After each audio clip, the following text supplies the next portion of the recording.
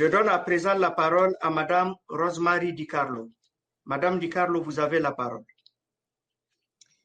Thank you, Mr. President, for the opportunity to update the Security Council on the impact of the COVID-19 pandemic on peace and security.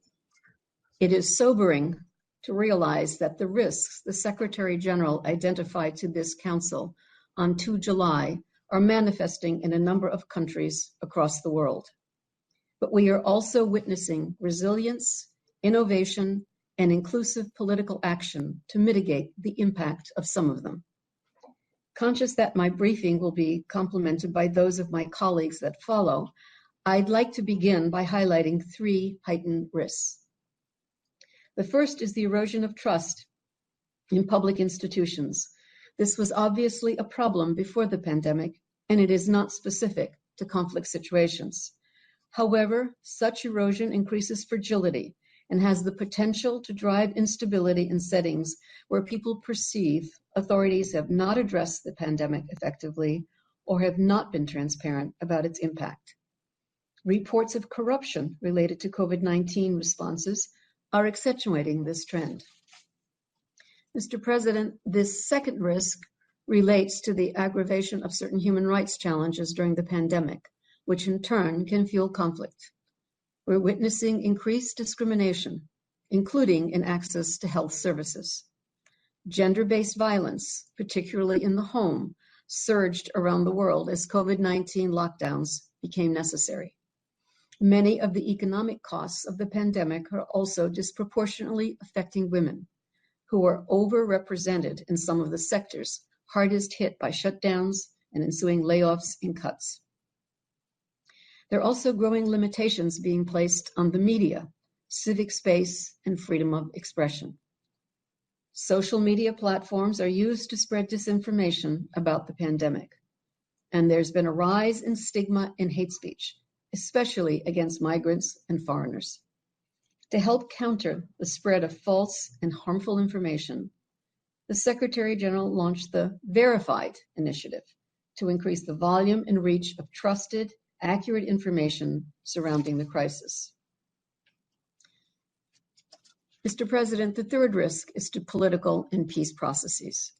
We continue to see tensions surrounding decisions to postpone elections or to proceed with a vote, even with mitigation measures. These decisions are best made following broad consultation across the political spectrum, including with health authorities.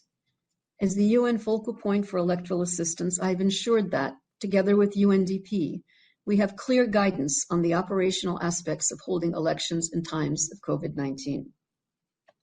More broadly, to date, and contrary to our expectations, we've not observed a significant change in the dynamics of a number of ongoing armed conflicts as a result of COVID-19. Some situations have deteriorated since the onset of the pandemic, but this is largely due to other drivers. Nevertheless, as we have seen in the Sahel, the risk remains that parties to conflict, including terrorist and violent extremist groups, use the uncertainty created by the pandemic to press their advantage.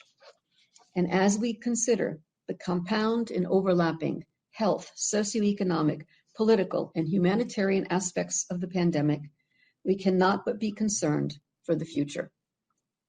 In the short term, the pandemic could also potentially derail fragile peace processes and conflict prevention initiatives due to restrictions on travel and in-person contacts. Our own ability to support political processes has been limited by such restrictions. With many of our engagements moving online, we've had to develop our digital skills and work even harder to nurture the trust and willingness to compromise that are at the heart of preventive diplomacy and mediation. Mr. President, let me now turn to the status of the global ceasefire call. The Secretary General's call for a global ceasefire on 23 March aimed to help better create conditions for the delivery of life-saving humanitarian aid and open up space for diplomacy. The initial response was encouraging. A number of temporary truces were announced, from Colombia to Ukraine, from Philippines to Cameroon. However, many expired without extensions, resulting in little improvement on the ground. In response to the call, our special representatives, envoys, and mediators stepped up efforts to advance political and peace discussions in a number of regions. In Yemen, we are actively discussing with the parties a draft joint declaration, which includes provisions on a nationwide ceasefire, economic and humanitarian measures, and the resumption of the political process. In Libya, we are working toward a ceasefire agreement and the resumption of inter-Libyan political talks. In both contexts, we have combined shuttle diplomacy and the use of digital technologies. We convened the meetings of the Joint Military Commission in Libya online and have conducted large-scale virtual consultations with over 500 Yemenis regarding their views on the requisites for peace. As far as possible and safe, we are taking calculated risks to move processes forward. On 24 August, the Secretary General's Special Envoy for Syria convened the Constitutional Committee for its third session in Geneva. Extensive precautions were taken to enable the meeting to take place. Even with such precautions, meetings were temporarily suspended due to the positive COVID-19 test results of 4 participants.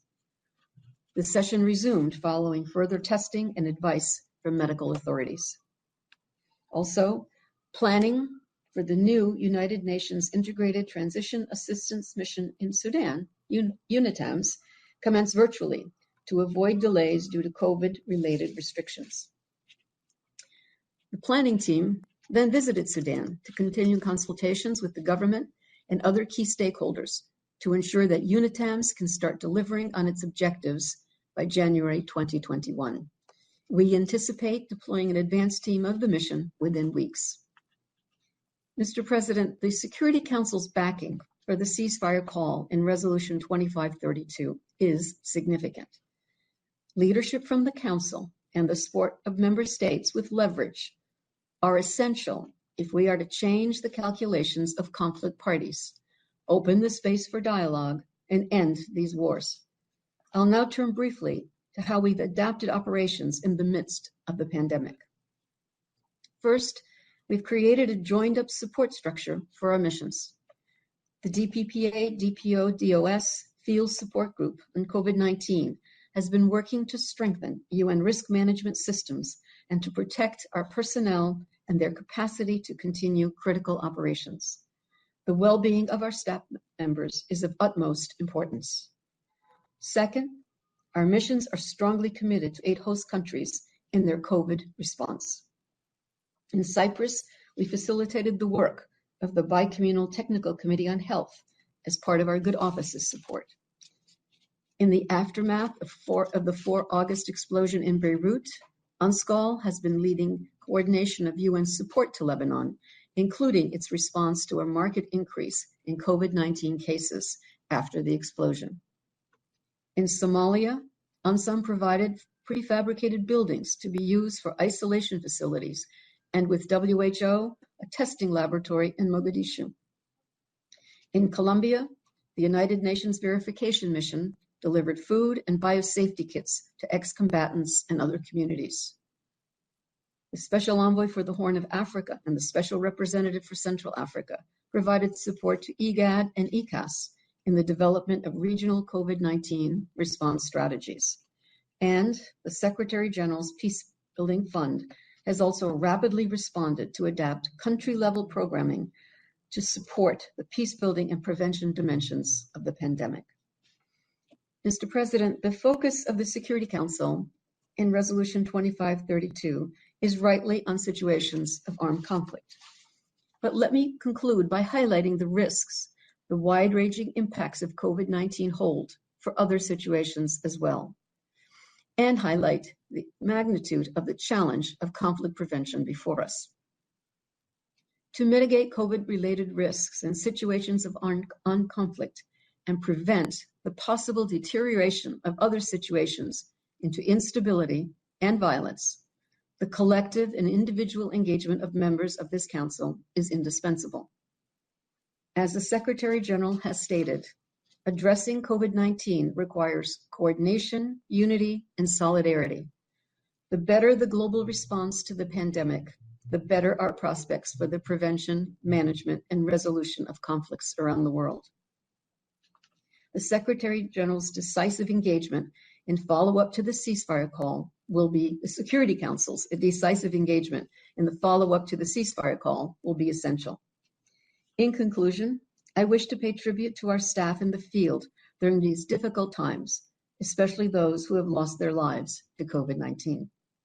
I'd also like to recognize the exceptional service of healthcare workers, which has allowed us to continue delivering on the promise of peace amidst this pandemic.